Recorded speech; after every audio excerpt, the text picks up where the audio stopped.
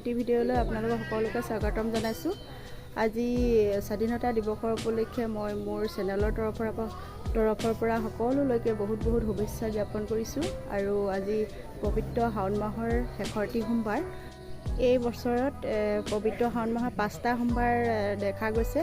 সেই হেতুকে আজি শেষৰ সোমবাৰ বহুত শুভ বুলি গণ্য কৰা হৈছে এই পবিত্ৰ শাওণ মাহক। আৰু সেই হেতুকে মনৰ বাঞ্ছা পূৰ্ণ হয় বুলি বিশ্বাস আৰু সকলোৰে মনৰ কামনা পূৰণ হওক। আমাৰো পৰিয়ালটিৰ মংগলাৰ্থে আমিও এগছি বন্তি আগবঢ়ালোঁ, জল অৰ্পণ কৰিলোঁ আৰু সেৱা আগবঢ়ালোঁ। মহাদেৱৰ শ্ৰীচৰণত আমি সেৱা জনাই আশীৰ্বাদ বিচাৰিছোঁ বছৰটো সুন্দৰভাৱে যায় যেন। মন্দিৰৰ প্ৰাংগণক সকলোৱে ধূপ চাকি জ্বলাই সেৱা আগবঢ়াইছে। মই আপোনালোককো অলপ দেখাওঁ বুলি ভাবিলোঁ।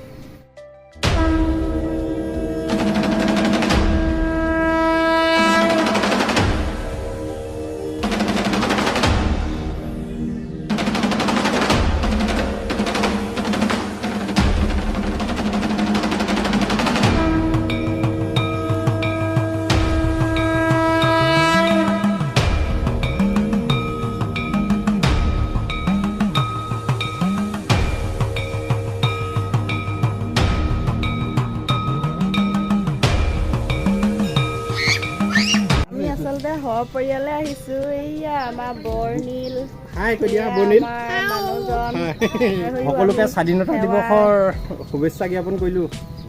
ডাঙৰ ল'ৰাটো ঘৰত নাই, সেই হেতুকে তাৰ হৈও আমি এগছি বন্তি আগবঢ়ালোঁ। আমাৰ ওচৰৰে আমাৰ কদম মইনাৰ পৰা হয়। আমাৰ ভণ্টি কেইগৰাকীও আহিছে। আমাৰ কদম মইনাৰ পৰা শিৱ মন্দিৰ হয় দেই এইভাগ। আপোনালোকে ওচৰে পাঁজৰে সকলো ৰাইজ আহি ইয়াত সেৱা কৰিব পাৰিব। আজি মন্দিৰলৈ আহোঁতে আমাৰ গাড়ীত এয়া জাতীয় পতাকাখন লগাই আনিছিলোঁ, ধুনীয়াকৈ উৰিছে। ভাৰতীয় হিচাপে নিজকে ভাল লাগিছে। আৰু এতিয়া আমাৰ মন্দিৰত সেৱা কৰি হৈ গ'ল আৰু এতিয়া আমি ঘৰলৈ যাবলৈ ওলাই আহিলোঁ। আৰু সদৌ শেষত স্বাধীনতা দিৱসৰ পুনৰবাৰ বহুত শুভেচ্ছা জ্ঞাপন কৰিছোঁ সকলোকে। ভিডিঅ'টো বেছি দীঘল নকৰোঁ। যদি ইউটিউবত চাই আছে চেনেলটো ছাবস্ক্ৰাইব কৰিব, আৰু যদি পেজত চাই আছে পেজটো প্লিজ ফ'ল' কৰি মোৰ নতুন ফ্ৰেণ্ড হওক তাকে কামনা কৰিছোঁ। আৰু ভিডিঅ'টো যদি চাই ভাল পাইছে লাইক কমেণ্ট শ্বেয়াৰ কৰিব। ধন্যবাদ।